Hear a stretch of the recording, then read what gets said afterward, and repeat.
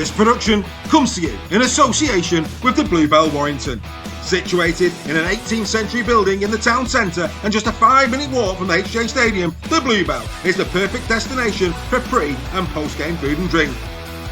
The 2024 Warrington Pub of the Year is now the official home of Super League Raw on Warrington World Match Days for both home and away supporters. Super League Raw are delighted to have agreed a members-only area, allowing our community to come together to discuss rugby league pre- and post-match. So set your course to the Bluebell Warrington on match days and beyond. You are sure to be greeted with a warm welcome and a cold beer. Super League Raw and the Bluebell, the perfect partnership in enhancing your match day experience.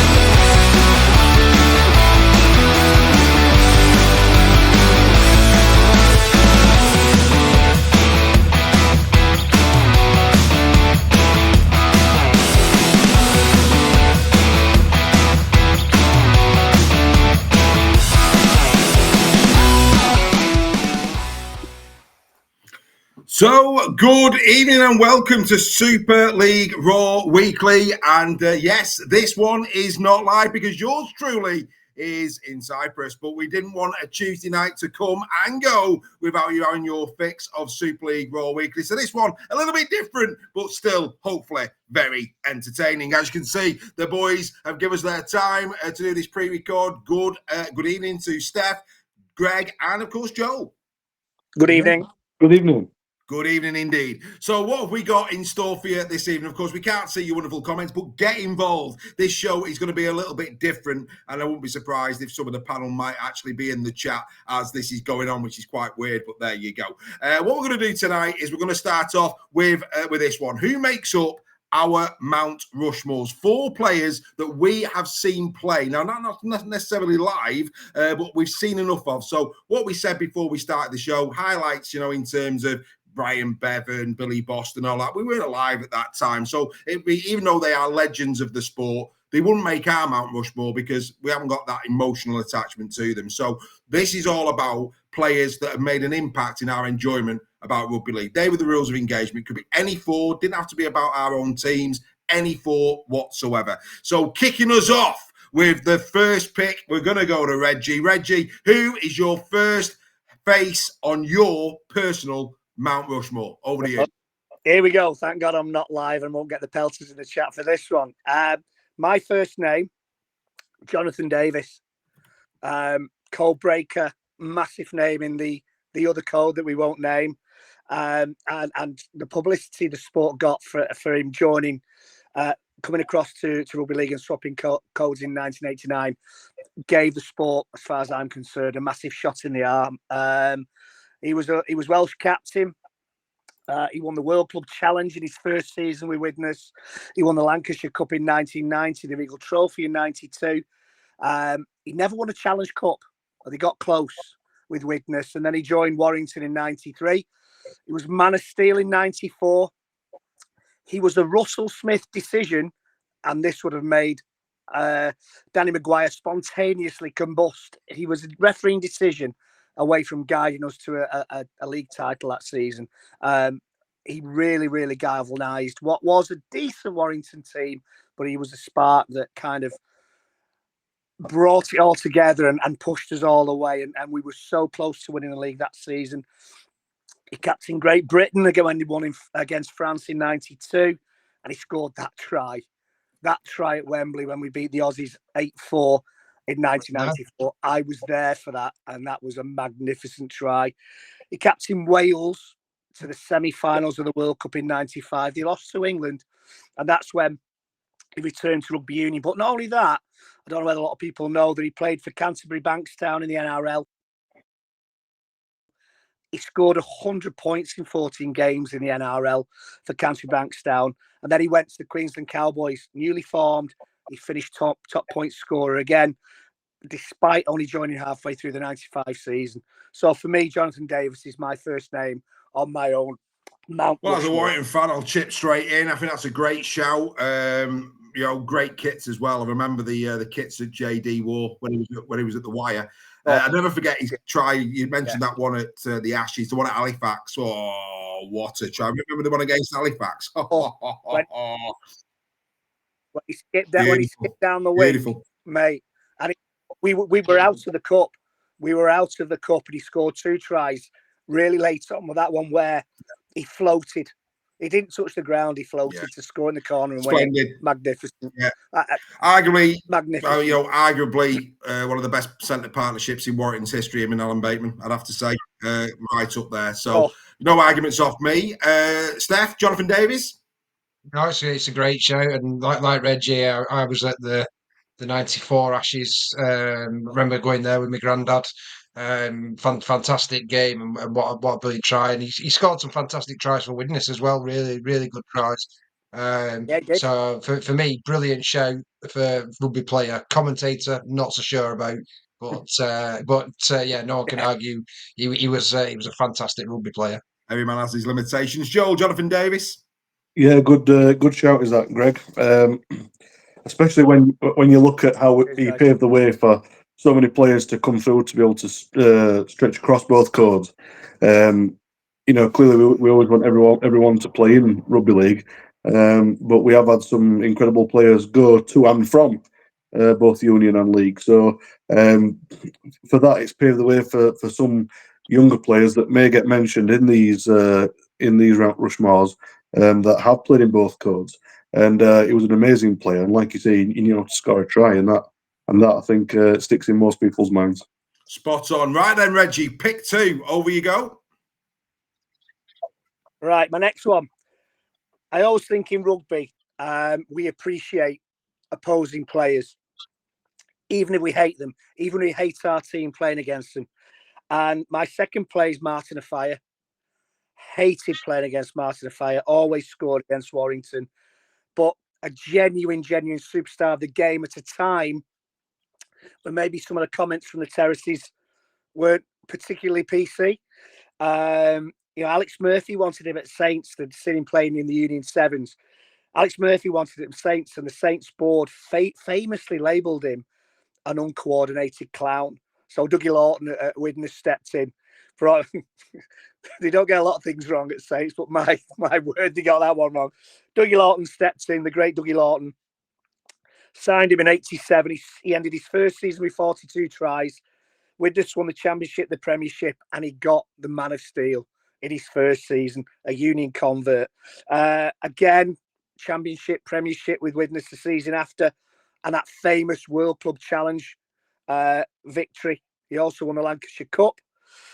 In 4 years with Widnes, he scored 181 tries in 145 games. That's phenomenal.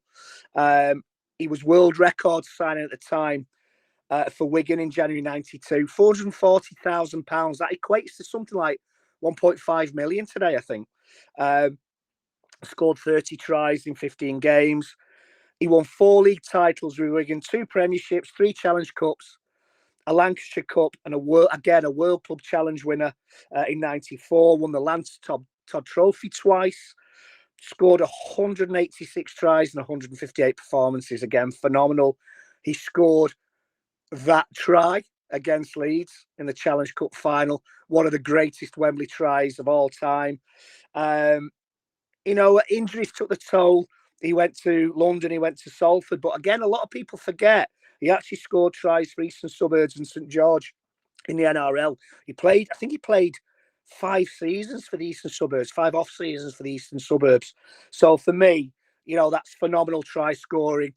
And I did this because he was always the player that I didn't want playing against Warrington. Right. Well, I'll tell you what's interesting about him before I go to Steph. What's interesting about a fire, just think at Christmas, Noddy Older makes a living out of Merry Christmas every Christmas. If Martin Fire got a couple of quid every time that try against Leeds in the Challenge Cup was shown to be a very, very rich man. Steph, I believe you've got Martin Fire in your Mount Rushmore. Is that right? No. Oh, somebody just put it in the chat. Oh. No? All right. No. So somebody just put in the chat. Is that what you did before we started? Are you confusing me? Unbelievable. Unbelievable. Right. So anyway, Steph, talk to me about Martin Fire. Well, first things first. I'm really concerned that Reggie's a Warrington fan, starting off with 2 Widnes players. That's that's something going on there, Reggie. I think, but no, brilliant. Chariots, what a player! Again, another fantastic Wembley try. So there's a bit of a theme going on there as well. Fantastic try scored at Wembley with Reggie. But no, he phenomenal player. Very lucky to see him score some of those tries as well. I always remember him at Hilton Park and seeing how fast he was. I couldn't believe it as a young kid how fast he could actually run. But he broke the mold in that respect. I think he was the first proper superstar winger, wasn't he? In that era. So yeah, brilliant choice for me. Well done, Reggie. Joe. Thank you. That kind of reminded me of. I think Reggie's now a little bit more like our Mark was a closet Bradford fan. So it's Hey, Sorensen next, then I'm going off. I'm going home. Go there. I can imagine what Craig Forth is putting in the chat right now. Yeah. That's the one, isn't it? KR fan. Yeah. Martin Fire. Yeah, and I hope. I'm not open. I'm not stepping on anyone's toes here, but him and Ellery Hanley always reminded me of doing the same 2 things. Even though he was on the wing, he ran with really high knees. Like you always felt like if you was ever going to try and tackle him, you're either going to get knocked out by him or his kneecap smashing into your chin. But I think that's how he built up so much speed. He just ran like a prop forward, but he had the speed of someone of the equivalent of like Jai Field these days. And I think he was. I'd liken him to like Ryan Hall these days, probably. Someone that people feared going up against because you just never knew what he was going to do because he was so strong, but he was quick and he had a step on him. So that was another one for youngsters to be massively in awe of. Growing up, and that's a massive pick, that is, Reggie. Yeah, couldn't stand the man, couldn't stand him as a Warrington fan. But what a player! I mean, you talk about Billy Boston, Clive Sullivan, people who, let's be fair, laid the path for Martin Fire. And he was the first player of colour for me that became a superstar in rugby league. And he probably owes a lot to those forefathers that went before him in terms of, our great sport. We know what our great sport has always been inclusive. And I think Chariots absolutely. And actually, I think you hit on the head, at a time where still prejudices were very, very alive. I think he helped. By the manner in which he dealt with that, let's be fair. Martin Fire, love him or hate him, and a lot of fans hated him. When you consider what he was subjected to in the stands at that time, you've got to say, champion fella to navigate that and be as exceptional as he was. So well done, mate. Outstanding. Who's your number 3? Going back to what Steph said about Widnes, it's not the fact they play for Widnes, it's the fact that for me, they made an impact in the sport at a certain time when we needed impacts being made. My 3rd player is Alfie Langer. It'd only be a little head, but Alfie Langer. He made his State of Origin debut for the Maroons, and please don't mention State of Origin, I've not seen it yet, when he was 20, and he hadn't played in first grade rugby. He was still playing in the Winfield State League for Ipswich Jets. To make that kind of an impact as a youngster who hadn't played top flight NRL, for me was impressive. This guy's the reason I'm a Brisbane fan and I'm a Maroons fan. He was named player of the match in the decider. They thought that when he was picked, he was an unknown pick for the Maroons in 1988 series when Maroons had been beaten 3-0 the season before. He came in, they brought him in. He was a left field choice. He was a surprise. And they were frightened about his defence and how they could cover for his defence because he was 20. He hadn't played first grade. He was, the size of Alfie Langer, 5'5". His first tackle, he pinned Andrew Ettinghausen in touch and forced a goal line dropout in a State of Origin. That for me is the measure of the man. He was the first. He was one of the first signings for the newly formed Broncos. So it was 87 when they played that series. The year after, with Super League coming into Australia, he was one of the first signings for the newly formed Broncos. He was the first Bronco to represent Australia, and he went on to score 2 tries in the World Cup win over New Zealand that year. He led Broncos to the first title in '92 after overcoming a serious leg break, which he thought might finish his career. And then the year after, they became the first side to win the Premiership after finishing 5th in the playoffs. So for me, this is a time when you had Peter Sterling, Ricky Stewart, Wally Lewis, Laurie Spiner, great halfbacks, and he made his name. Consecutive grand finals, 97, 98, and then announced his retirement, which shocked the NRL. Then, of course, his mate, Darryl van der Velde, brought him to Warrington. And my God, I've never seen a player with so much skill play for Warrington. I only saw Andrew Johns a couple of times, but Alfie Langer, he took us to a semi-final of the Challenge Cup when we had a real average side. And then he was actually called back to State of Origin 2 years on the trot. Never been heard of that a player playing over in England would be selected to play for State of Origin. So for me, he just edges out Andrew Johns because of his start in the game and his defence, really. I think I've read a lot of comments about who's the best, Alfie Langer, Andrew Johns, and his defence just edges it for a lot of people. And for me, that's right as well. For Warrington, he was two plays ahead of the rest of the team most of the time. For me, phenomenal player, a rugby genius. Great pick. During that period, if there's one thing that Darryl van der Velde did for the Wire, it was give us Alfie Langer for a few years. Absolutely, as you rightly say, a master of his craft, no doubt about that whatsoever. Any player who is voted the Dally M Halfback of the Year for 3 years, he's a player. And Alfie Langer was that. Steph, Alfie. Yeah, it's a great show.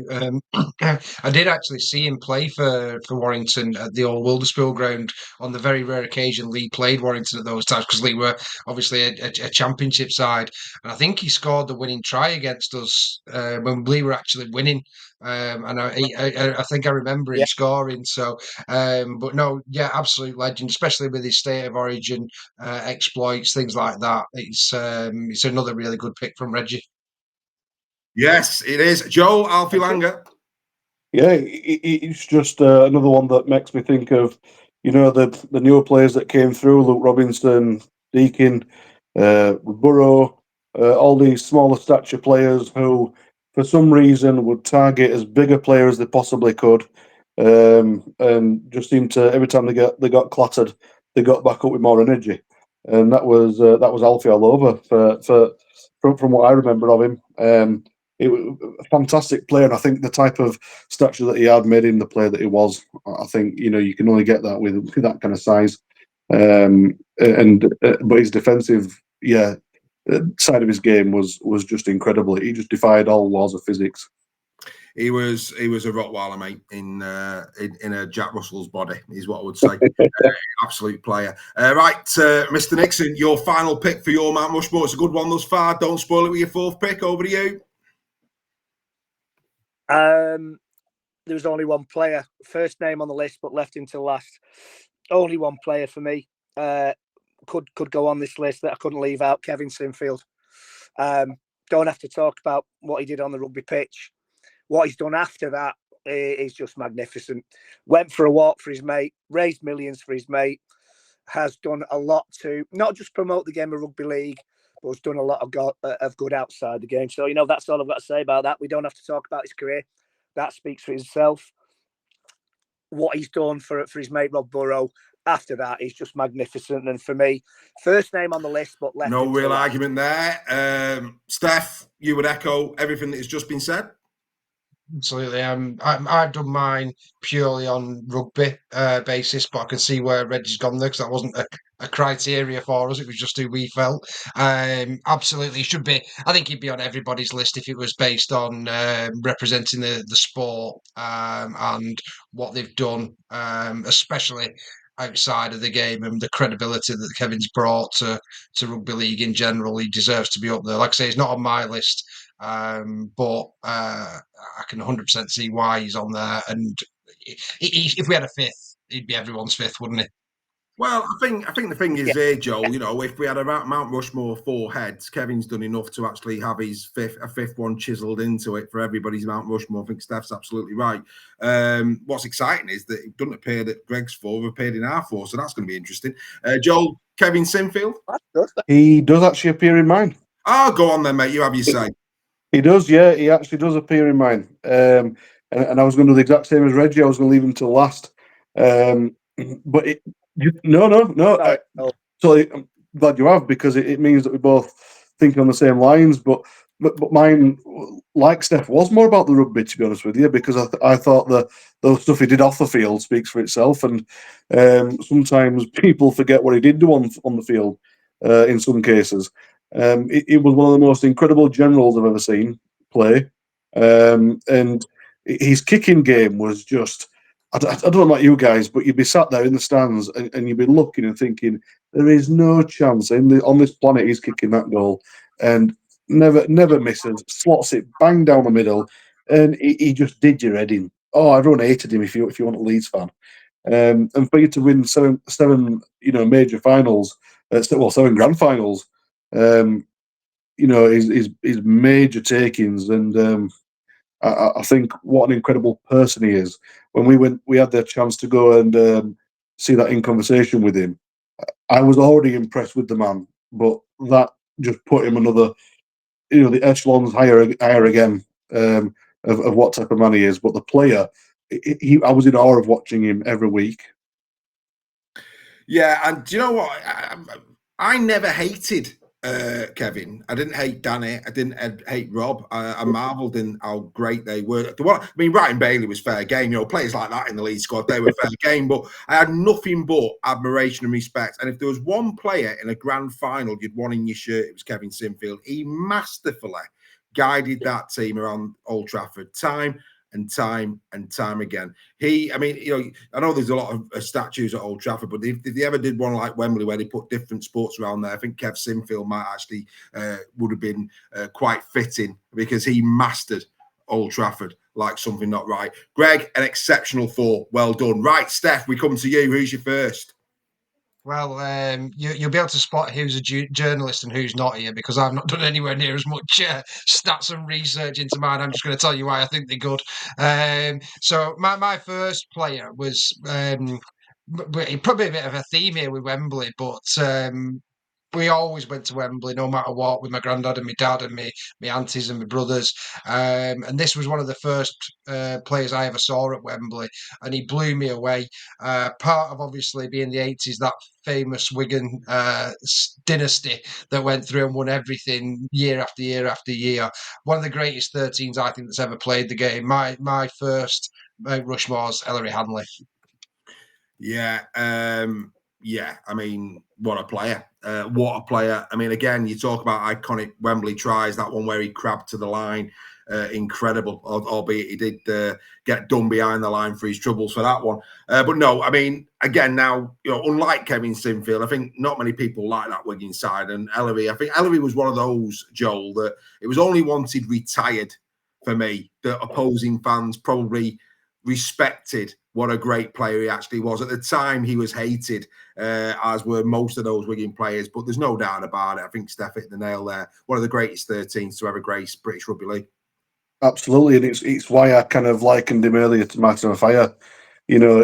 People love to hate him, and I think that's purely just because he weren't in their team. And it's such a shame that people didn't appreciate how good he was at the time when he were playing. But like you say, you don't realise something's good until it's gone. And when he retired, I think the whole rugby league world realised that there was something incredibly special there. These players are made on two things: their playing ability and their likability, and sometimes unlikability. And that's exactly what happened with Ellery. But I always really enjoyed watching Ellery. He was the kind of player that I always wanted to be like. Very aggressive, always wanted to put his best foot forward. He'd never back down to any challenge, and I think that's just great for anything in life. That's just a good life lesson. So yeah, what a great shout. Yeah, he's a great shout, and did the domestic Grand Slam. Of course, not many people have done much on the international stage for England over the years, but he's done the domestic Grand Slam. Did Ellery, right the way through it. 3-time Man of Steel. Let's not forget that. And again, that takes some doing. He was the Golden Boot winner of 1988. Let's not forget that either. So Ellery Hanley, let's be fair, has been there, done it, and got the T-shirt. Greg. A masterful player. Yeah, I'm very, very close to my four. I must admit, it was a toss-up between him and Martin Fire. Ellery Hanley is the perfect player if you want to build a championship winning side around. He's a perfect player. He was a magnificent player. He would have walked into any side here or in Australia. I can't add any more to what the other guys have added. Just a magnificent player. And I think, like you say, Dave, only really appreciated once he'd left the game. And I remember that try against Saints at Wembley, which I still don't know how he scored it. But yeah, a great shout. Player, right, Steph. Shout. Pick 2. Who are you going with? Right, this my next one is for me the greatest ever NRL import that we've ever seen in Super League. On Friday nights when me and Vicky were courting, there's a word for Reggie there. Growing up, obviously Lee played on a Sunday. We weren't in Super League, so we'd often go down to Knowsley Road and watch the Saints play, just for pure entertainment and to appreciate the great game of rugby. And we were introduced to probably the greatest centre that I've ever seen play the game. The things this guy could do, the reverse passes, but also the pace on him was absolutely unbelievable. And I still don't think he gets the credit he deserves from a lot of people. But my second pick is Jamie Lyon. It just goes to show how well I know you that I'd updated the graphic long before you said his name because I knew where you were going with that one. Joel, you're right. I mean, let's be fair. He wasn't here for long, but for the time that he was here, he was an exceptional talent. Saints. In the NRL as well. I'm not just talking. But I mean over here. I mean, like I say, very few players will come over here for a couple of seasons and achieve what Jamie Lyon achieved. Joel, Jamie Lyon. Yeah, so you might have seen me nodding my head there. We don't know these names before we say it, genuinely. But the second Steph started speaking, saying about one of being best one at centres and the type of passes that he did, we all knew that we were talking about Jamie Lyon, and I think that is such a massive compliment to Jamie Lyon because you don't have to mention his name, and you know how good of a player he was. The reason why that was such an amazing pick, and I think that's a cracking pick there, Steph, is because, and I thought he was going to allude to it, Dave, that a lot of these players come over from the NRL and don't actually play as well over here as they do when they're back at home. And they can be quite a massive flop, but he definitely wasn't. And to do it in such a short period of time shows the kind of man that he was. And an amazing player. I'd love to see him play again if there was ever a chance of getting him playing back at his best in this day and era. I'd love to see it. Yeah, I mean, there's certain players that we've seen in our lifetime that the younger kids of today haven't seen. And don't get me wrong, they'll be seeing players like Bevan French now that they'll tell their kids about, etc., etc. These players that we're talking about, different gravy, completely different gravy. I mean, let's be fair. I mean, he was Greg, Steph mentions NRL. He was 4-time Dally M Centre of the Year, this guy. That's how good he was. He was Man of Steel. He got a Man of Steel here for 2 seasons, Man of Steel. In 2006, let's not forget, Tex Saints, massive reason why Saints won the Super League and the Challenge Cup double that season was because of this man. Yeah, I still can't forgive him for that try in the last seconds though. That's why I didn't get him my 4. Well, no, Jamie Lyon is up there with Stephen Huth, Gene Miles, Matt Inger as some of the best imports we've had in this game to play at centre. Yeah, so yeah, a great shout. And Quality player, and of course memories for a lifetime for the Ved V Brigade on that one. And there you go. This is what I mean. This is why Super League Raw is so good. You've got a Warrington fan picking Widnes players. You've got Lee fans here, picking Wigan players and picking, St. Helens players. It's because we call it straight, outstanding stuff. Go on then, Steph. Who's your third one? My third one is, I think, is the player that got me watching NRL when I was, a very young lad, when we used to get the odd game or whatever. Unlike Reggie, I'm going with the one that's actually an immortal. So I've gone with the 8th immortal, one of the greatest halfbacks to ever play the game, regardless of era. Commentated on the Origin today, one of the pundits. My pick's Andrew Johns. Yes. I can't argue with that either. And he's actually one of my picks as well. I have to say, for his NRL, and I'm one of Joel's. So here we go. So 3 of us have got Andrew Johns in theirs. I mean, look, there's players, and then there's, as you said, immortals. And Andrew Johns, for me, took it to a whole new level. I mean, there was certain state of origins. Let's be honest, they were the Andrew Johns origins. He absolutely destroyed Queensland, destroyed them. I mean, he's got that many honours. Player of the Year 5 times. He was Dally M back of the Year 4 times. Clive Churchill medal winner. And then he come and play for Warrington for a couple of games. What more do you want out of a career? Incredible. But he's done it. He's been there, done it. 2-time World Cup winner. He's won an Ashes series. The superlatives are just, what more can you say about the man? Absolute legend of the game. You talked about Alfie Lang. For me, Johns was he was a Rolls Royce of an halfback. He had everything. Kicking game, he had the running game, he had everything. I mean, he saw, you talk about Langer seeing things 2 steps ahead. He was playing next week's fixture. That's my view on Andrew Johns. He was already playing next week. Unbelievable. Joel, give your tribute to the great man. Okay, so 23 State of Origin games that he's played in. I don't know if you'd mentioned that, Dave. I know you mentioned all the Dally M's he had. I think he's got more Dally M's than Dally M's themselves. It was quite incredible. Golden Boot, I think he's won a few times, hasn't he?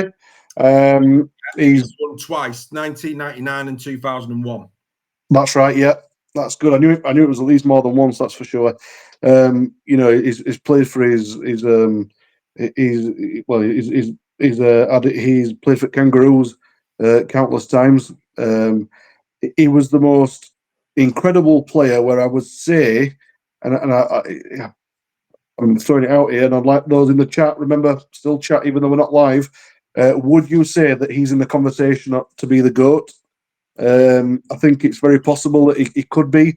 I'm not saying he is, but he's definitely up there as a shout. But then you look at the players, a player that's currently playing now that reminds me of Andrew Gary Johns is Mr. Nathan Cleary. When you look how he plays, there's a lot of likelihoods. I wouldn't say he's as good as Andrew Johns was, but there's aspects of his game that you can see that he emulates in him, and obviously we know how good Nathan Cleary is. Andrew Johns for me he was elusive. You just couldn't get hold of him. Even when there was 4 people in the tackle, he managed to find his way out of somewhere, a little gap. He was like a little rat where he could just get through it, the smallest of gaps and score tries. I could go on all night about Andrew Johns, and I won't do. But yeah, for me, one of the greats. One of our greatest nights out was an Andrew Johns dinner in the Halliwell Jones, me, Greg, and the lads, and it was an absolute privilege to be in his company. And I have to say, they always say never meet your heroes. Andrew Johns didn't disappoint that night. He was an absolute legend, both on and off the field. Greg, we had no right to beat Leeds that game with Andrew Johns. No right at all. I mean, we were well behind. But you talk about a player's ability to lift a substandard side. It was a different Warrington, and it was a different Warrington because they wanted, like Burgess when he came to Warrington last year, all of those players at the time who played for Warrington wanted the appreciation and respect of Andrew Johns, and that lifted them for that game. They had no right to win against Leeds, and they did. And I think it was the Johns factor, wasn't it? Without a doubt, yeah. The crowd, you couldn't move in the Halliwell Jones. The atmosphere in the ground is probably one of the greatest atmospheres I've ever known at a Warrington game. And this was all down to one man. And, he was very, very close to being in my four. But for me, and I'm not going to go into the wheres and wherefores of why it's Langer over Andrew Johns. I've got into that. But, yeah, you're not wrong. He's an absolutely wonderful, wonderful player. A fantastic player. Again, he brought eyes to the sport when he came over to Warrington that maybe we didn't have before that, and that has to be appreciated. Well, all I know is this. Greg did not give his 4 picks to his wife before he came on air because he's going to have to explain that to Sal, that Andrew Jones was not in his 4. She'll be very disappointed with Mr. Nixon tonight. He's probably going to be on the sofa. Right, okay. We go back to Steph for his final pick. Okay. Who is your 4th pick, mate? Yeah, so this one probably won't be on a lot of people's radar, but for me, this is my number 1 ever player. Very, very lucky. My first ever memory watching, and I'm talking as a 4 or 5-year-old here, this player left us for a little period of time, left Lee, but then came back a few years later, probably played his best rugby outside of Lee, actually, but came back and became Lee's highest ever point scorer. There's a statue outside him at the Lee Sports Village, rightly so. One of the best standoffs I think in Great Britain's ever seen.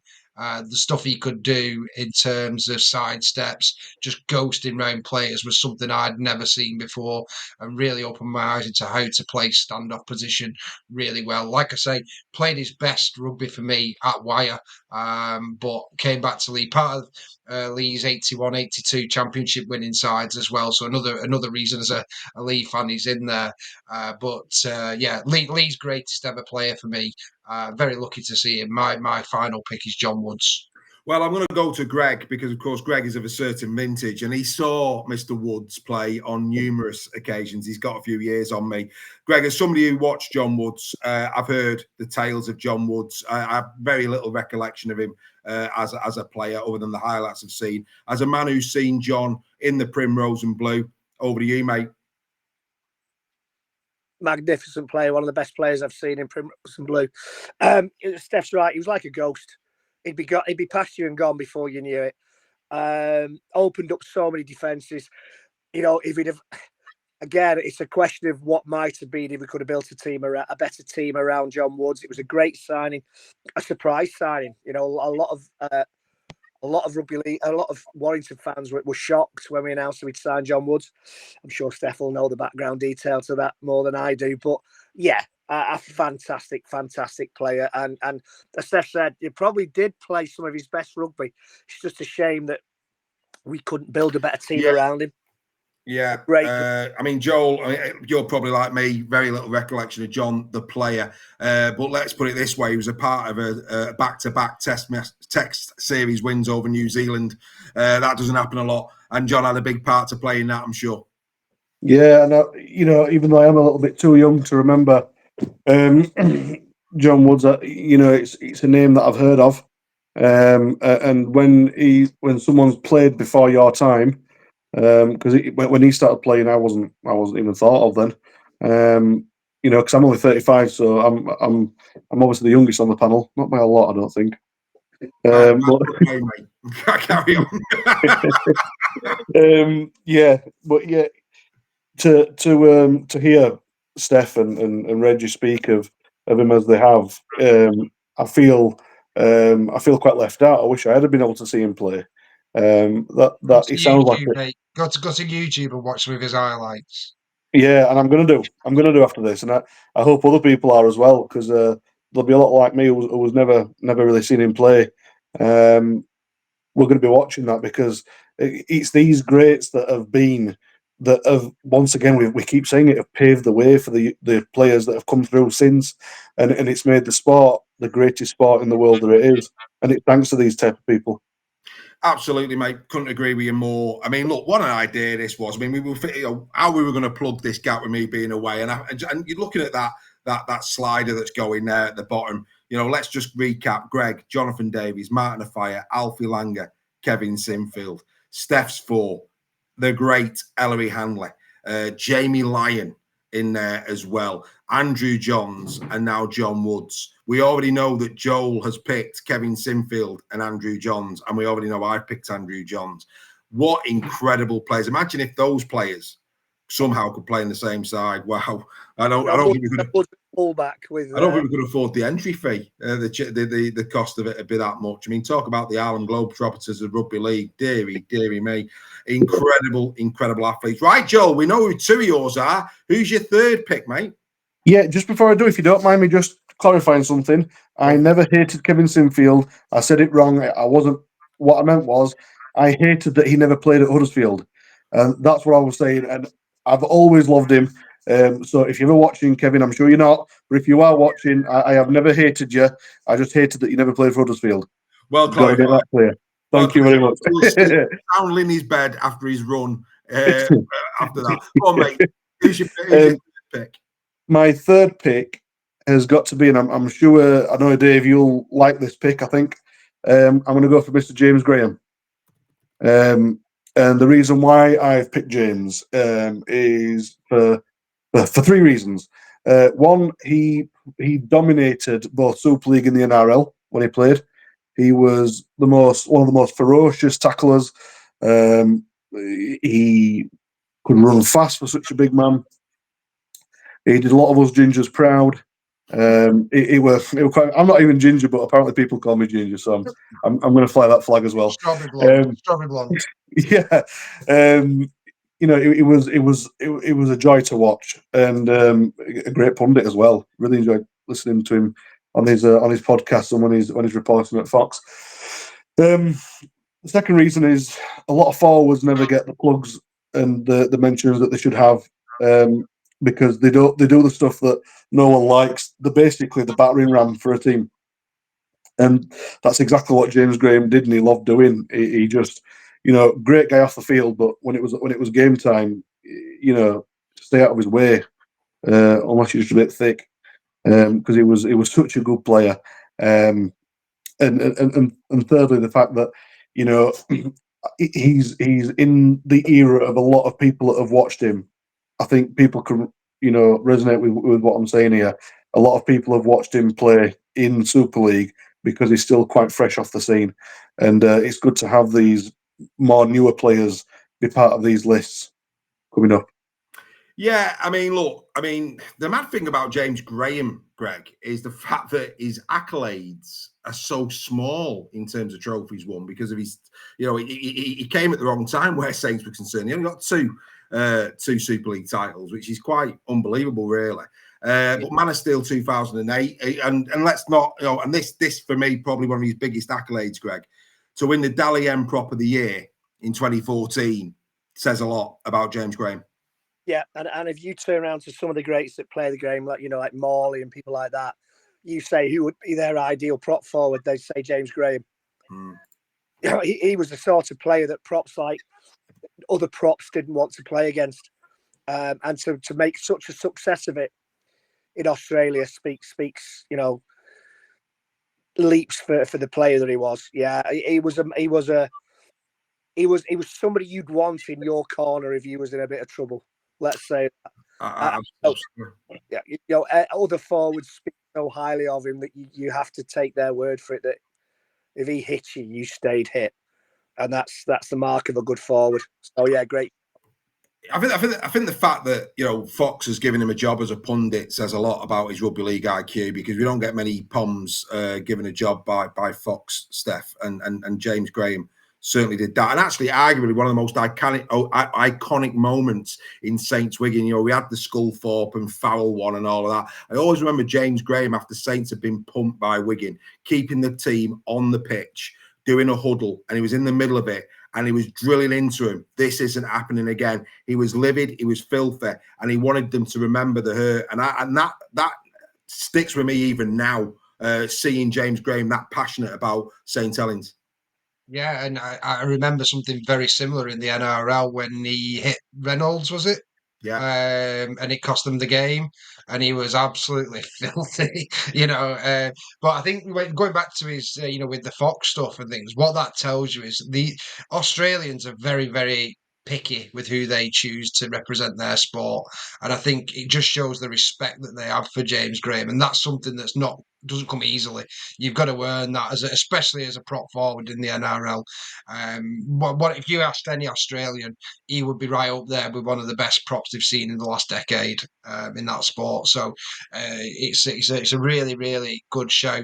I think he's not only a warrior, but he's a leader as well. In similar mould to the Kevin Sinfield, he was one, and that was a great example, Dave, in terms of after that loss, bringing that team back together again. And there's not many players that can do that, so I can totally understand this selection. I think he was a phenomenal player, and even more so now. I think I'm enjoying James Graham more after his retirement in terms of his punditry. I think he's spot on. He speaks it as it is. He's a spade bloke, and I think again the Aussies respect that. They don't like people who talk rubbish. They want it down the line, and James Graham is definitely down the line. A fantastic player, and like I said, what a warrior. Yeah, I mean, there's no doubt about it. I mean, when he goes controversial like Wilkin tries to over here, he does it just with an air of quality and class, and he just nails it. And yeah, absolutely, I love him. Body as well. If there's something not right, he will calls call it out. He calls out. I think, as you know, I watch NRL 360, and when he's the guest pundit on that, I mean, he's different gravy. He's a great ambassador for the sport. Joel, great pick. Who's your last one, mate? The last one, it was a toss-up between two players. So one honourable shout-out was Big Mozza. He was very close to beating my pick, but I've got to go with I'm going to be a bit selfish here, my favourite ever player. One, mate. Sure, Mount Rushmore. Crack on. Yeah, my favourite ever player. Got a chance to meet him recently. It's Mr. Sam Burgess. He was... I've been able to see him when he played at Bradford, which was only a short time. I've seen him play as a Rabbitohs, South Sydney. I'm a South Sydney fan myself. So for him to play for such a great club down under for so long, to play with half of his face hanging off in a grand final, I think says all it needs to be said about Mr. Sam Burgess. And apparently he says that he told me that I look like one of his cousins. So I didn't realise I was that good looking. Yeah. So hope you're watching, Sam. Thanks for that shout out, mate. But yeah, he was the most incredible player for me to ever watch, and it was an absolute honour to meet him. Yeah, I mean, Greg, there's no doubting about it. Sam Burgess, a warrior. I mean, we just talked about James Graham, one of the most. He's right. Let's not forget it was James Graham that gave him that cheek problem and all right at the start of the game. What a final that was. That was when we'll ever be known as the Sam Burgess grand final in the NRL, won't it? Yeah, and the fact he played on, and the fact that he got it smacked again, and he said, "I just knocked it back into place, so it was fine." Yeah. That measure the man. Sam Burgess is a legend. No matter what happens with his coaching stint at Warrington, no matter what happens, he's a legend of the sport and will stay a legend of the sport. To dominate the NRL like he did, and be in the same company as James Graham, who did similar things down under. An absolute beast of a man. A great leader. You say about people who are leaders like Sinfield. Sam Burgess is another great leader on and off the park. Lead his troops into battle. I would think that any team that he played for would have wanted to die for Sam Burgess, and that's the kind of player you want in your team. without doubt, class player. I mean, I always remember was it the World Cup? Was it the World Cup? What's the World Cup, wasn't it? At Wembley. It was New Zealand. Don't mention New Zealand to Sam. He gets quite filthy over that. But, we had the team. We had the team to do serious damage in that. That for me, I can't remember many times that we've been in a World Cup where you're thinking England have got a genuine chance, but that particularly that he got beat by New Zealand. Oh, he was livid. He was livid over that. Steph, you'll echo it. Burgess as a player, incredible. And obviously, the lads there have said quite a lot. I think what I'll talk about is that I fell in love with Sam Burgess when they did the Sparkly Eyed Boy documentary. I don't know if people have seen it, where it talks not only about his exploits in the NRL and what he'd done for Great Britain, but also people may or may not know his dad had MND, and he had to carry his dad to bed upstairs and stuff, and everything in that documentary was what made me. I loved him as a player anyway, but I loved him as a man more because of that and what he'd actually done and the impact that he'd had on Russell Crowe and that club and that franchise. I think it was a phenomenal bit of film. So if you haven't watched that, I implore you to go and watch it because it's an amazing insight into, the brothers all going to that club and that story as well. It had Hollywood written all over it. And if there was ever going to be a film in recent rugby league history, what better film would there be than that story? Because it ended with the Hollywood ending, didn't it? In terms of his career at South Sydney and that grand final win. So I totally appreciate that one, and he's right up there with mine as well. Yeah, I think he'd have been in all of our thoughts in terms of picking our Mount Rushmore, but we could only pick 4. I am enjoying this chat. I mean, this is what Super League Raw is all about. Passionate people about the great game of rugby league. And boy, have we picked out some stellar names. This is where I spoil it for everybody. It's my turn. But no, I'm only joking. I mean, obviously, you already know that I've picked the great Andrew Johns, and I've already had me say over that. Now, like Joel, I'm having a guilty pleasure. This is my Mount Rushmore, so don't judge me on this. This man will be probably on very few people's Mount Rushmores, very, very few people's Mount Rushmores, but he's on mine because this is a man who made me fall in love with rugby league, made me fall in love with the great game. And look at what I'm doing now. If it wasn't for this man, would I be sat here tonight doing what I'm doing? Would I be as passionate about the great game of rugby league as I am? I don't know if I would be. This was a genuine superstar for me. I was in awe of the man. And of course, at the time, he was a superstar on a TV show as well. My second pick is Des Drummond, Black Flash himself. That was his nickname. He was just both on and off the pitch. This man was just different class. I mean, I'll never forget some of the tries that he scored. I think one against Wigan, I think he picked it up on the 20, and he made Wigan not look the champion team that they were. He just destroyed them. We've talked about Martin Offiah. I was actually at a Warrington game where Martin Offiah changed wings halfway through the game because Desi was doing him bad. He loved playing Martin Offiah. He loved the challenge of playing Martin Offiah. Des Drummond, an incredible player. I mean, when he came to Warrington as well, you heard Steph there say that we got the best of John Woods. Well, we didn't get the best of Des Drummond. That was Lee. And he of course won championships under Alex Murphy there, to his credit. And of course, let's not forget as well, he was a Great Britain international, and he went and won another the 1980 Test series against New Zealand. What I'm really delighted about where Desi's concerned is he did pick up a couple of trophies at Warrington. The one that stays with me was the Regal Trophy. There's a lovely photo. If you Google Des Drummond Regal Trophy, there's a wonderful photograph of the late, great Des Drummond with a great big beaming smile with the Regal Trophy above his head. And that is one of my favourite images in rugby league because I love this man so much. We were doing Super League Raw when Desi passed, and we did a tribute to him. I think probably got quite emotional in that show. I can't quite remember because he meant so much to me as a rugby league fan. So Desi, mate, if you're watching, you might not be on many Mount Rushmores, and you probably admit you're not in the same mould as Andrew Johns and some of the people that we've said. But if it means anything to you, mate, you're on mine. You're a legend. You made me fall in love with the game.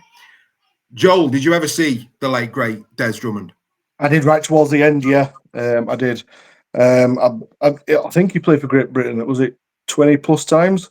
He played a lot of games for Great Britain. He played for Lee, did he? At one point, he won the title with Lee, mate. He won the title with Lee. Yeah, played a lot of games for Lee. Yeah, did he play a lot? Yeah. Well, like I say, I saw the back end of him playing. But yeah, he was a great player. He's and I know I knew he was one of your favourites, Dave. And for someone to have such an impact on someone's life to make them fall in love with rugby league, I think put the rugby league aside, that just shows how incredible he must have been. I bet it would have been amazing to meet him and hear some of the stories that he had. Playing the games that he did, going up against a lot of the opponents. I know most of his career was in the 80s, wasn't it? But he did play into the 90s as well. Yeah. But Des Drummond, yeah, it was a real shame when he passed. And I remember the show, Dave, that you did on it. I wasn't on that one that day, but I do remember watching it back, and it was a very emotional time. And so it should be. These are people that you've looked up to for such a long time, and I just hope that the other people coming up can try and emulate him from what he has done, and we're definitely going to be watching his highlights. Oh, mate, and what highlights they are as well. I mean, the man, absolute legend. I mean, Greg, you met him, actually in later life, not long actually, before he passed. You loved him as a player, but you'd echo my sentiments. Don't meet your heroes. I met Desi a few times. He was a lovely fellow, wasn't he? Gentleman. And the thing about Desi was, I don't think he knew how well loved he was. He was genuinely surprised that afternoon in the King's Head when he was in there, and I asked could I have a photograph taken with him, and spoke to him about what a pleasure it was to meet him. He genuinely didn't get how much he was loved by the fans. A great player, never a backward step, head down, running forward. That's how I always remember Desi Drummond. On those dark, wet, cold January, February nights at Wilderspool, he lit the place up. Never a backward step. I'm sounding like Paul Cullen now. He was an absolute, as you say, a superstar on and off the field. I think one of the few rugby league players that featured in that Superstars program and made a name for himself. A great shout. A great shout, Dave. It's a personal one, I know that. And of course, he made a mark on Kevin Iro as well. Let's not forget that, Steph. I was going to say that, yeah. Absolutely. He made a mark on a few people. I mean, what a lot of people don't realise with Desi is not only was an exceptionally fast and skillful winger, he could also hit people like an Exocet missile. One of the craziest tackling techniques I think I've ever seen. But my God, people didn't want to face him. I was honoured to know Desi. He was one of my granddad's favourite ever players for Lee. Very, very good friend of my family. What a bloke he was. Not on the field, off the field more so. He was an inspiration to the town of Lee. Played 280 times for Lee, Joel, and 182 times for Warrington. But this was one of the greatest wingers I think that's ever played our sport. He had everything, Desi. And like I say, not only on the field but off it as well. And I think that was a great shout in terms of I don't think he realised how loved he was. But I remember the first time I ever met Desi Drummond was as a 5-year-old, and he used to come into my granddad's office at Hilton Park to collect his brown envelope with his wage packet in, and he always used to stay there and chat with my granddad for ages. One of the few players that actually did that. He was just such a nice guy, and I'm honoured that I got to meet him and be able to tell him that story in later life when we've been in the corporate lounges and stuff like that. So yeah, one that will always sit there and talk, and he was one of the few players as well that always used to come over to my granddad at the games and have a sit down and a chat with him and just talk about the old times. So what a bloke, and probably my favourite selection of the evening, Dave, so far. Yeah, I mean, like I say, it's a sentimental one for me. And let's not forget as well, Workington Town fans that are watching, Desi played a big part in you getting promoted as well in his tender latter years on a rugby league field. Who can forget that in the game, of course, at OT when he went in to get them back into Super League. Des Drummond, legend. Right, I'm going to move on to my third pick. We have heard him mentioned already this evening. For me, it had to be Moz. Had to be. As somebody who watches both sides, southern and northern hemisphere, we've talked about James Graham, we've talked about Sam Burgess. That doesn't happen without Adrian Morley. Adrian Morley changed the way the Aussies thought about the British players. He went over there, and us Poms can't play rugby league, and Mozza said, well, we'll just see about that. He was the most feared prop forward in the NRL for his time that he was down there. There's no doubt about that. Mozza was a beast of a player. We were very, very fortunate at Warrington to get Moz. We really, really was. And he, alongside, I think Tony Smith would probably say, one of the big reasons why Warrington was so successful under his tenure was Adrian Morley, not just for what he did on the field, but what he did off the field, his standards of professionalism. I don't think I've ever seen a bicep as big in my life than Adrian Morley's. The man is an animal, absolute animal. Delighted that he got an NRL premiership as well in his time down there. Again, another player that got prop of the year, already in the English Hall of Fame, which, let's be fair, he's not been retired that long, and he's already in there as well. World Club Challenge winner, Super League winner, of course. We forget that when he came back for Bradford all those years ago. That was controversial at the time when he came back. And I think it was Brian Noble won it that brought him back, and he played the grand final and he actually won it. But yeah, I mean, and again, a man that I've had the pleasure of meeting time and time again. And you read his book, he's a rum lad. He was a rum lad off the pitch. But let me tell you now, you go and speak to Adrian Morley, he's got all the time in the world for you. He's such a champion bloke. But for me, he was an enforcer. I mean, Adrian Morley, what a player. I mean, there's certain players that I'm sure opposition looked down the field of play and went, I don't want to be here. And we know about his famous book with names in it. If your name was in that book, probably a good time to have an injury because he was an animal. And everybody goes on about his quick sending off. Not interested in that. Yes, it's too easy to look at that side of his game. That was just, unfortunately, badly managed emotion. But this man, for me, class, absolute class, trailblazer for British players. Matty Nicholson, Kai Pearce-Paul, Morgan Smithies, Morgan Knowles, who's going this year. Doesn't happen unless Adrian Morley did what he did. And for that reason, and what he did in the British game as well, Super League winner, 4-time Challenge Cup winner, the man, absolute legend, Adrian Morley, my third pick. Joel, you were deliberating. I think you'd agree with everything I've just said. Oh yeah, it was really difficult, was that, because I really wanted to put Moz in there. He was another one that I always grew up thinking, man, if I could get a chance of a play like that, I'd be trying to do everything that he did, because he was scary. I think he scared most people on the TV. You'd be hiding behind your sofa when he had hold of the ball. He was just one of the most dangerous players. But as you said, such a lovely, lovely person. Even though he had the life he had, and then being such an imposing figure on the field. That is the kind of player that would have also done extremely well back in the 80s and early 90s with that rough style play. I don't think there's any era that Adrian Morley couldn't play in and be the most dominant prop you would ever see play. And I'd definitely give these lads these days a thing or two to teach, because ferocious. Probably in our lifetimes, probably one of the best teams we've ever seen assembled, Greg. That particular, arguably, probably one of the best teams never to win a grand final. That one under Moz. Easily. He changed the culture. Tony Smith brought him in to change the culture, and he changed the culture. And there's no higher accolade than bringing a player in for a specific reason, more off the pitch as on the pitch, and he just genuinely changed the way people behaved, the way people thought, the way people acted at Warrington. That was a magnificent team. Very, very, very unfortunate to lose the grand finals that they were in. Mozza, yeah, absolute trailblazer. And he openly admits in his autobiography that he'd been wound up, was like a cold spring against the Aussies, and he shouldn't have allowed that to happen.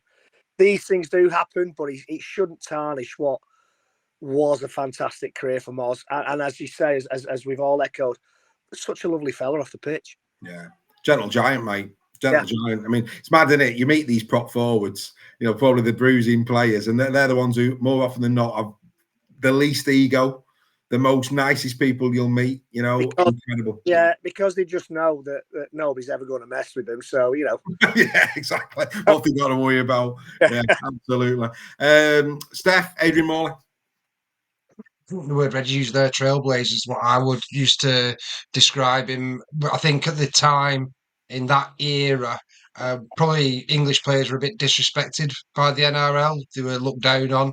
Mozza went over there, and by God, did he show them what he was made of, and that you could produce real tough, hard rugby players and prop forwards in England.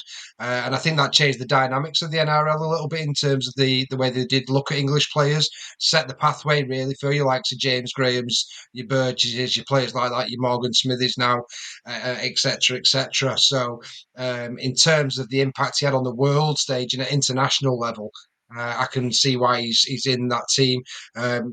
And for the stuff what he did, for other clubs, Bradford, Warrington obviously came back, won 2 Challenge Cups, was it, with Warrington? And the rest, 4. 4. Well, there you go.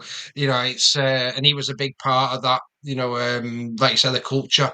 But what a team he played in at the Roosters as well. That was a phenomenal NRL side. So yeah, I can see why he's in there. He's one of the greatest props that this country's ever produced. Yeah, an incredible player, and it was Adrian Morley. So we've got Andrew Johns, I've got the late, great, iconic, love of my life, Des Drummond on a rugby league field, and of course Adrian Morley. So who am I giving the last place to? Well, let's start. You talk about, for example, in Super League, we know that our audience is predominantly Super League, and we've talked about Bevan French over the last few years. We've talked about Mikey Lewis in the last couple of years in terms of players that sometimes are unplayable. To be unplayable, though, in the NRL is a different kettle of fish altogether. We're talking here about a 3-time Tri-Nations winner, a World Cup winner, an Ashes Series winner on 2 occasions, 9 times Anzac Test winner, 9 times State of Origin winner. He won 4 premiership titles in the NRL. Now I start giving you a few more clues. 3-time Dally M Fullback of the Year, Clive Churchill Medal winner 2000, and the list goes on and on and on. Anybody who had the pleasure of watching Darren Lockyer on a rugby league field, or a player of undoubted class and quality. This man, for me, I remember, watching the NRL. I was probably introduced to the NRL and started watching the NRL in probably the early mid-90s, I would say. That's when it caught me, right when this guy was in his pomp. And I remember in awe of how much that game was elevated from ours over here in the Northern Hemisphere, the intensity of it. I mean, that's when the Biff was in the game as well. It was a completely different NRL back then. And here's, young Darren Lockyer. Wasn't the biggest of players, but he made them look silly. Absolutely silly. He was a Rolls Royce of a fullback, an absolute Rolls Royce of a fullback. Couldn't believe what I was seeing when I watched him time and time and time again. For me, you said about Andrew Johns, Joel, being the GOAT. I would say Darren Lockyer, arguably, possibly one of the best fullbacks of all time. I wouldn't go as far to say he was better than Andrew Johns from a GOAT perspective, but in terms of playing one, very few people for me hold a candle to Darren Lockyer. And I just couldn't really do a Mount Rushmore without Darren Lockyer on it. He was that good. Again, we said, go and watch highlights of these players. If you don't believe me, go and watch as many highlight reels as you can of Darren Lockyer, and you'll just sit back and your cheeks will blow and you'll go, wow, what a player. That man was different gravy. Joel, your reaction when I said the name pretty much said it all. That's not a bad fourth pick, is it? Is it? Because I've got to be honest. If I hadn't loved Sam Burgess as much as I do, he would have been in my pick. Because man, I remember when Darren Lockyer were playing towards the end of his career. You noticed then, and this was more in the NRL, and then it translated over to Super League in the early to mid 2000s. Was when you had a better fullback in your team, you 9 times out of 10 won the game. And back then, it wasn't so much about who had in your team, it was your fullback. And I think he was the one that started that, because the way he played fullback, it transformed the position. It made it that we always know the fullback is the last line of defence. We get that, but the creativity that comes from the fullback, what you do is when you're passing out to, you're going to pass it out to your second row, your loose forward, your prop forwards, you're going to send it out to your winger. Darren Lockyer did all that. He could pass the ball in a way that no one could understand. I'm surprised he's not the one that invented the passes behind the back and everything. He was just immense. And you are right, Dave. For me, he is also up in that GOAT status. He's in them questions in the top 5 best ever players, I think. And I think I'd like to say he is the best fullback that's ever graced this planet. I would say so. I mean, Greg, I'm going to play Greg Bingo for a minute. Greg, I gave all of those lists of accolades to quote Mr. Nixon. But what else has he done? Yeah. Mate, he's no Graham Stedman. Good evening, Graham. Other fullbacks are available. Oh, when you see a guy like Gary Belcher play in the kind of the 80s, you think that's a great fullback for the Aussies. And then you see this guy you've just mentioned. He reinvented the role of the fullback, like you say, Dave. It wasn't just last line of defence anymore. It was the first steps in attack. So from being last line of defence to being the first into the attack, it completely revolutionised me, fullback play and how a fullback plays. You see Matt Duffy now for Warrington. They don't think he's anywhere near, but that style of play that Duffy is now an attacking fullback, that's probably, if anybody goes to watch Super League now, fullbacks like Matt Duffy have learned the craft because of what this guy did for Australia. A great fullback, a great fullback, and yeah, it's completely, for me, changed the role of fullback in rugby league. Massive accolade that to be given. Steph, final word on Darren Lockyer, mate. I have to admit, he was my fifth choice, and I think when I talked about Andrew Johns being the 8th immortal, I think he could well be the 9th that comes in. What a fantastic player, and it was only for my beloved John Woods that he didn't get in. So, but I wouldn't be forgiven in the Sale household if I didn't pick John Woods. But no, Darren was. Another trailblazer in terms of fullback play, how to do it, and we've seen the likes of Billy Slater come through, as Queenslanders, with a very similar style and stuff. So no, it's another great pick, Dave. Well, there you go. We hope that those who are watching this evening have also put their Mount Rushmores in the chat. And I'm sure you've been debating your own as we've been talking. And hopefully that's been a marvellous piece of entertainment for you all thus far this evening. I have to say, gentlemen, I've absolutely loved every moment of that chat. I didn't, it's always nice sometimes when we strip away all the graphics and we strip away all the wobbles and all the rest of it, and we just talk about some rugby league. And I think we've achieved that. I'm not quite sure. Are you still there, Reggie? You're frozen. Oh, yeah. Can you hear me? Yeah, we can hear you, mate. You look confused. Okay, as long as you're still there. Yeah, right. Okay. So so that's the first part of the show done and dusted. But we decided as well, just to get us probably another 20 minutes or so with you at the start of the season. You'll remember we went through all of the squads like we always do here at Super League Raw, and we asked a few questions, who we were looking forward to seeing, all of that type of good stuff. And we'll probably revisit some of those conversations later in the season or at the end of the season. But we thought what we'd do tonight, just for a bit of fun, is a mid-season report on the players that we said had a point to prove, because or people that we felt had a point to prove. So that's what we're going to do now. I'm going to start with the Casford Tigers. We'll go over them. We are going to omit Salford because the way that Salford has gone this season, it'd be a nonsense, really. You can't really judge anybody in terms of points to prove at Salford the way it's gone. But everybody else, I think, is fair game. So here we go. This is the first one, Castleford Tigers, and this is who we said. And I smile at mine. So that person on YouTube who said, "Oh yeah, it's easy to do it with hindsight, Dave." Go back to that show at the start of the season. I said the man with the point to prove for the Castleford Tigers was Danny Maguire. I'll come back to that in a minute. Greg said Liam Horn. You said Jason Gary, Steph, and Zach Sinney was Joel's choice. So I'll just quickly box mine off. I said right at the very beginning, point to prove, Danny Maguire. I questioned would he see the season out, and I was proven correct. So I'm quite happy with that. Not happy for Danny, obviously, but I called it, and there you jolly well go. Greg, if you can hear us, you said Liam Horn. Yeah. Can you still hear me? Yeah, I can. Point to prove. Has he proved the point? Of course, Judd Arimbu was getting a lot of game time. He was on the fringes, so it was a good pick, mate, because he wasn't getting much of a game for most of the season. But since he's come back, is he proving the point that you wanted him to prove? He's getting better. Yeah, I wouldn't say proving a point yet. I think he's it's a difficult, wasn't it? Because Castleford is such an up and down team. They'll have a couple of games that they do really well, and then they'll lose heavily. It's a real difficult one. I think he needs. I think, he's. I think the jury's out for me still at this moment in time. So we're giving him probably a C in the old scoring. Yeah, he's got a bit of room to go. C plus. So let's be generous. A C plus.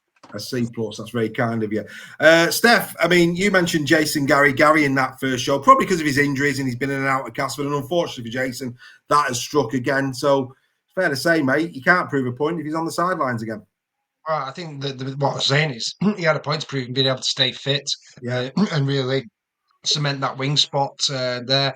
If I remember rightly, scored a couple of doubles this season. Was looking pretty sharp, and I think it was against Wakefield, was it, that he scored a couple of tries in that game? If I remember, I'm a bit vague, but he definitely had a period. He had 2 or 3 games where he really strung it together. Yeah.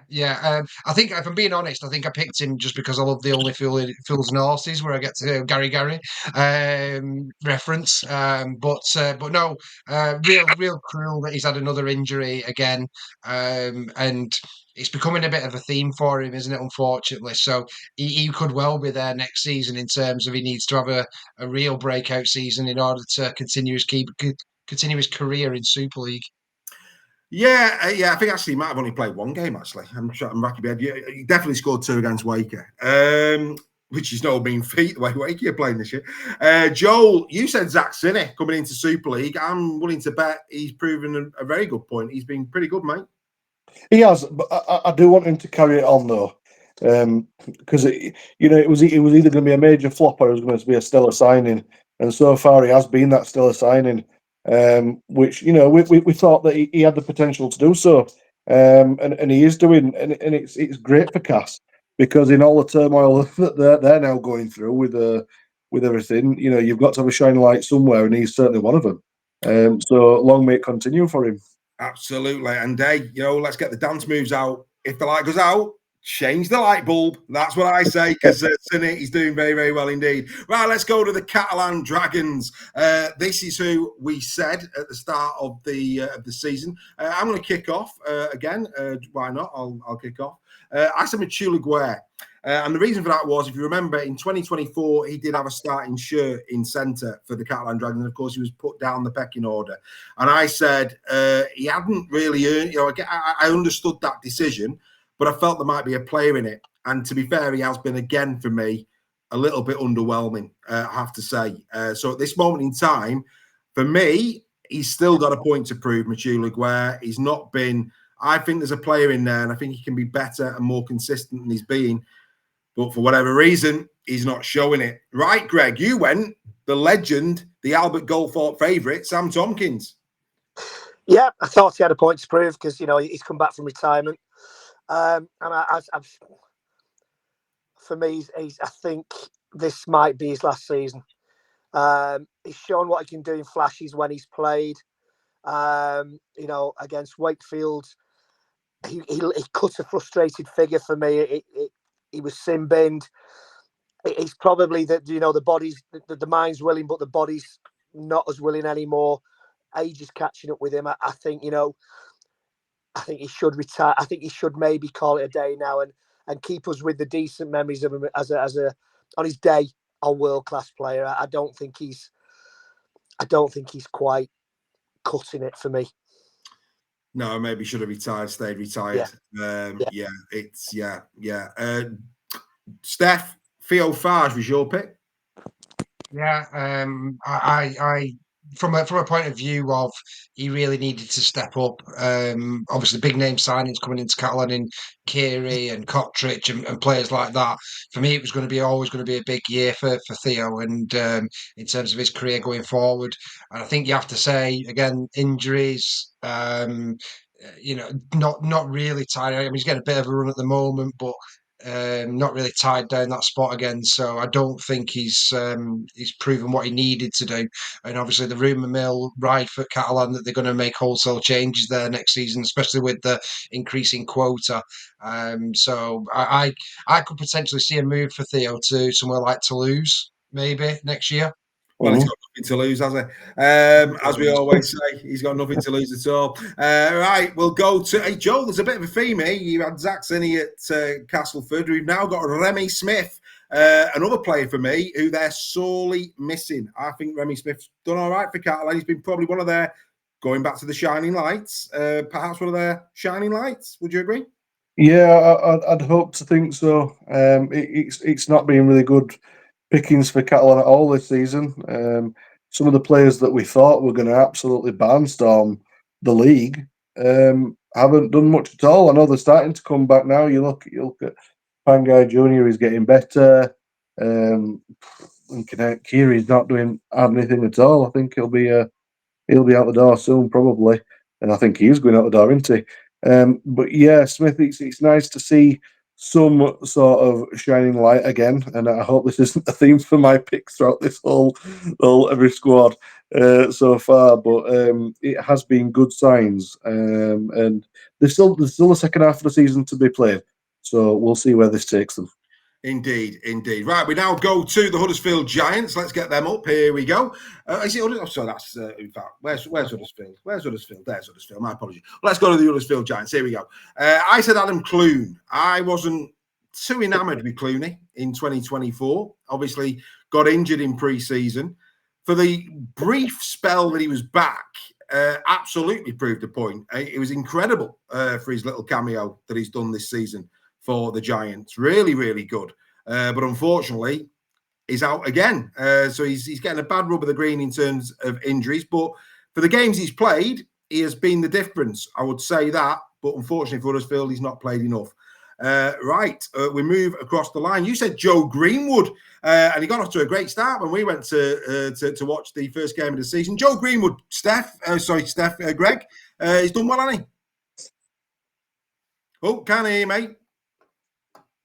Sorry about that. I do apologise. Yeah, I think he has. I think he's done well in a team that hasn't performed maybe as well as it should have done given the injury problems he have. I know. Joel, did he have a couple of weeks out injured early on? He did, yes. 3 games. Yeah, I think it maybe took him a little time to kind of get into the swing of things again, but he's doing all right. He's not doing too badly. As Joel says, we've still got a bit of the season to go, and hopefully now with Huddersfield having a lot of players back, he can start kind of showing what he can do. Bit of versatility here for Joe Greenwood, second row. He's played well at second row when he's been called upon. Steph, you said Liam Sutcliffe. Can't prove a point if he's on the, again, called it right, because I think this was another one where you were questioning his fitness and injury proneness. Yeah, it was a bit of a theme with mine in terms of players who I think have got a lot of potential, but for one way or another haven't shown it or have been plagued with injury. And again, that curse has hit him. It's a player that on his day is right up there with some of the best young centres in the game. Brilliant player at Leeds. And probably didn't show his potential fully at Hull FC, but I thought could have a real impact in this back line with them obviously losing Ethan Masters. So that's why I had the focus on him. And if he could stay injury free, I think it could have been a real impact, but obviously not to be for Liam at the moment this season. And again, this returning theme for Joel. I don't know if they put your comments up on the training room wall, mate. But Ollie Wilson, you said that obviously having been given the 8 shirt, you felt he had to go and earn it and earn the right to walk out in it. I think this is a slam dunk, surely. Ollie has proved his worth. He has, and I wouldn't say this is a shining light. I'd say this is a huge star that's shining very brightly in the solar system of any solar system out there in all of the galaxies in the universe. Ollie is quite an incredible person. He's a great player. He's a great guy to talk to. Very down to earth, and what an amazing player he is. The other part of this was, and I wasn't sure this was an issue in pre-season because it was towards the back of the end last season, and it's now showing, is this issue, this injury he's got with his pubis. He's having to have injections done. He had one done, and it sorted him out for last week. The week before, and it was hurting him last week, so he's now not playing. He might be out for 2 or 3 weeks now, but he's really struggling. He's in a lot of pain, even though he's in so much pain, he's playing as well as he is, and maybe one of the best props in the league. I know that might sound daft to some people. Ignore where Huddersfield are out on the table. We're talking about Ollie Wilson as a player, one of the best out there. And to say he's in so much pain to play as well as he is, I think it's incredible. Well, we all agreed he should have been in the England 32 based on his performances. Yeah. So here you go again. Right, we now go to Hull FC. I said Aidan Caesar. For this one. And to be fair to Mr. Caesar, for large parts of the season, he's been pretty good. He's tailing off, though. He's starting to tail off since Mr. Asiata has not been there to assist him. He's not been as influential, but I think, you'd probably say he's a B. He's played well enough for the most part of the season to say that he's done pretty well. But again, I think what it has shown for me is that he's very reliant on a team around him. He's not really grabbing the games by the scruff of the neck. And let's be fair, he is the captain. Perhaps he should have been doing a bit more. I don't know. Greg, you said John Asiata. Yeah, and I think early doors he he did prove himself. And as you've said, it's very clear that when he's not playing, Hull miss him.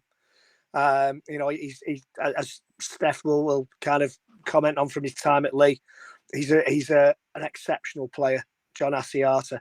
And Hull, when he's not there, quite frankly, struggle. And I think that the problem with Hull is they've not kept him fit. Yeah, and again, I think you went that way because of the injury concerns. Steph, you said Kate Gust, he'd been around a few teams, hadn't really settled. You felt that he was a player that really needed to step up. How's he done? Yeah, well, just to answer Reggie back, I don't think Asiata needed to prove anything. I think everybody knows on his day he's the best 13 in the competition. No, I think like you, talking about his injuries, mate. And that's what I was going to say. In terms of the biggest point with Asiata was he going to stay fit, and obviously that's not come to fruition. Cust, this was a real good shout from me. This one I'm most pleased with, because Cust has been one of those where at Wigan probably never really showed his true potential. Same at Salford, did okay, but never really set the world on fire. For me, Cust has been probably one of the best players at FC this season. I think he's been really outstanding, and defensively as well. I think his work rate in defence has been great. So he's been one of the shining lights for me in this FC side. Yeah, very mindful of time, boys. We're going to have to rattle through these now. Joel, you went Davy Litton. Are we also going to go for a bit of a shining light again? I don't know. I don't know. It's been a bit of an up and down season for FC. It's looking like it's going a bit more downwards. So I think might have been a bit right on this one for once. But he's got the game. It's consistency with Davey, and I think that's the part that he's got to work on. I think when he's on, he's on. He's just got to learn that level of consistency. I think it's a great shout, and I agree that perhaps he's still got still a bit to go. Right, let's quickly jump to KR. Let's be quick. AJ Wallace, I said. Of course, this guy came in to KR. Under a lot of fanfare from Bradford, I think it was, and there was a lot of hope for him. Spent a lot of time out on loan. I think he's at Toulouse now, so he hasn't proved the point at KR. So there you go. Surprisingly, you said Jez Litton. Just to remind people why, it's because obviously he was getting the 9, having been under Parcell for a while, and you said on the show he's got to now own that shirt. How's he done? Well, he's still a lot of the games he's come off the bench, so he's obviously thought of as more of your impact hooker. I think he deputised for Mikey Lewis as well early doors in the season when he didn't do too badly. You know what you're going to get with Jez Litton. I just thought this might have been the season where he would have established himself more as a starter than he has. And, probably some Hull KR fans will correct me on this one, but he's not started as many games as I'd like to have done to see if he can cement that place. I think he might well kind of deputise again for Mikey Lewis at the weekend. So, steady away for me, Jez Litton. That's very harsh, mate, but it's all about opinions. Steph, you said Ollie Gildart, again, injuries. Yeah, well, I think it was more around him being left out of the grand final side, coming back from injury, but fit for that game, but not picked by Willie Peters. Had a really good pre-season and got back that centre spot, started the season quite well, but then obviously injured again. Broadbent's been phenomenal since he's come into the side in that position. I think Ollie's going to really struggle to get that off Broadbent now, given I think most will agree with me on that one in terms of our panel, how highly we rate Broadbent. So this is going to be the next challenge for him for the second half of the season. Can he get that place back in time for the playoffs? Well, we'll have to wait and see. And of course, unfortunately, Joel did not. If you remember, Joel had previous other commitments when we were doing pre-season shows, so we didn't get one from Joel for KR, unfortunately. So we can save a little bit of time, which is good because I'm very mindful that Steph has got another appointment that he's got to get to, and I want to get this one done this evening. So, right, we now jump to Leeds. I said Harry Newman. Point to prove. For me, still hasn't proved the point that I was making. I questioned his temperament. I questioned his maturing as a player. Still very much for me, point to prove. He for me, continues to be a potential liability for the Leeds Rhinos. He's done nothing to change that in my mind up to now this season. Who knows? He may do it in the second half. But at the moment, for me, I'm very concerned over his temperament. Greg, you said Jake Connor. I presume this is passed with flying colours? Oh, yeah. Yeah, I'm not going to enter into bingo. You lot are saying potentially me out of the game tonight. Yeah, he's doing really, really well. Turned a corner. I'm pleased for him because he's showing everybody what a great player he is when he's heads in the game and when he doesn't take baggage in with him. And I'm going to do it when he's allowed to play his own game. So fantastic. Yeah, that's the colours. And of course, probably the biggest one of all, and fully understood why Steph said Brad Arthur. Of course, there was a lot of people at the start of the season really trumpeting Brad Arthur. Steph wasn't convinced at the time and said that, he was still to prove a point to him. Has Brad Arthur proved his point to you, Mr. Sale? I think my concerns were the way they limped into the basically didn't make the playoffs at the end of last season. When at one point it was kind of in their hands, and I hadn't seen enough from Brad Arthur to go along with what the Leeds fans were saying. What I was saying here is he needs to really show us this year what a phenomenal coach he is, and he has done that. Fair play to Brad, he's been phenomenal in terms of. I think most impressive for me is defensively how he's turned them around. Attack wise has come since they moved Connor to halves. Again, that's a decision that Brad's made with Lockie Miller coming back. But yeah, really, really, really good. He's an A+ for me this season. Fair play. Right. Again, let's keep it moving, boys. Keep it moving. Right. We now go to the Lee Leopards. I said Alex Titavaki.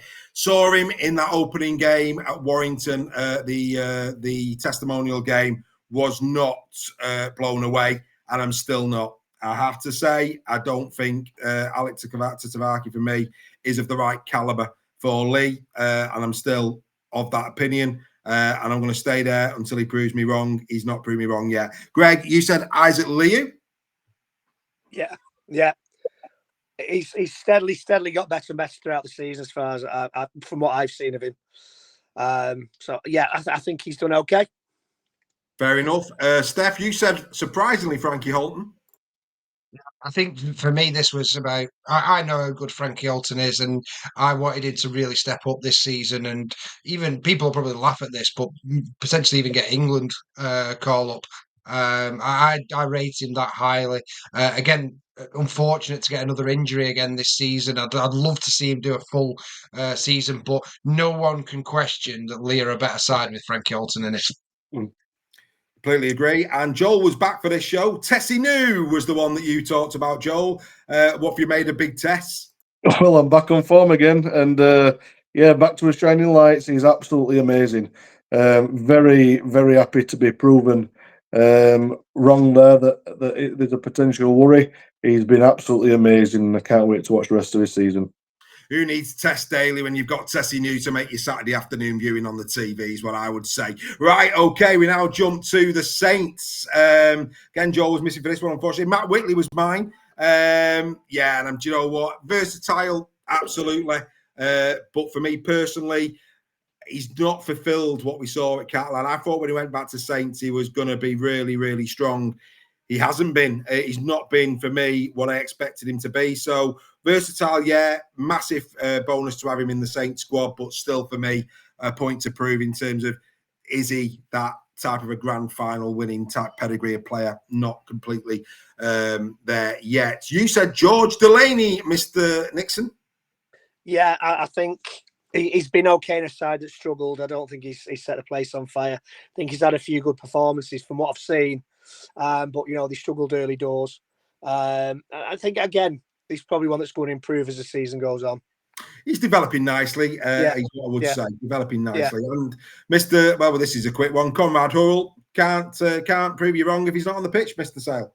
I thought it was a crazy signing to have a quota player and someone like Conrad tied up to your club. And I knew he wasn't going to get in the Saints side this year. Crazy decision by them to extend his deal. I was proved right. Yeah, I would go with that. I'm with you on that all day long. Right, we now go to Warrington. I said Zane Musgrove. I was right. I'm not going to say anything more than that, other than I was right.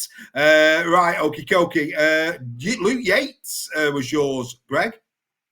Yeah, because for various reasons, I think he's done. I think he's done okay. I think he's had some really good defensive stints. I think he's done okay. I think the whole balance of the team has been affected by injuries, and different players in the pack have been in and out. So yeah, I think he's on a B plus. I think Luke Yates. He's steady. You know what you're going to get with him. He's not going to, he's not going to be a bulldozer that runs down the pitch and scatters players, but defensively sound and takes the ball up well. So I'd say a B plus.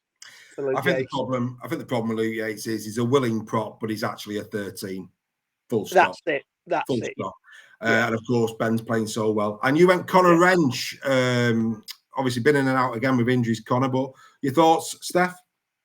I wanted to see him push on this season. Seen lots of glimpses from Connor where he's been, really, really good in games. But this season, I wanted him to really push on and tie down a starting spot. I don't think he's got there again with his injuries, but has featured quite well in the games he has played this year. So he's more of a C plus for me at the moment. But he has got the ability, especially with the injuries at Warrington, to maybe get a bit more game time and push on for the rest of the season. Work in progress. We quickly go to Wakefield. Again, I'm not going to deliberate. Sorry, Joel, but we're struggling for time, pal, and you weren't on the shows, but you are coming back. Are you coming back? I don't know if you are, actually.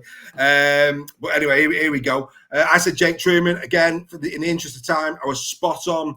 I think that Jake now is probably at the point where just perhaps, he could be a championship player. I don't see how a Super League club can keep giving Jake the opportunities they're giving him.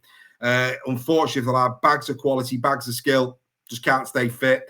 And that's a massive headache, massive headache for Jake Truman. Don't think Wakefield will extend his contract when it comes round. I really, really don't. Greg, you went Tom Johnston returning back to Wakey. How's he done? Can't hear you, mate. I think he's done okay. I think, he's part of a Wakefield team that struggled at home early doors. And I think he's doing a decent job. He's Tom John Stone. John Stone. Oh yeah. He's done a good job. To be fair, I'm a little bit. He's a willing runner out of backfield, but at the moment, the opposite side, Lachlan Walmsley, is playing far better, which I think is a measure of Tom. He's done a decent job and not a great job. Yeah, absolutely. Yeah, I think Lachlan Walmsley's doing Walmsley's a good job.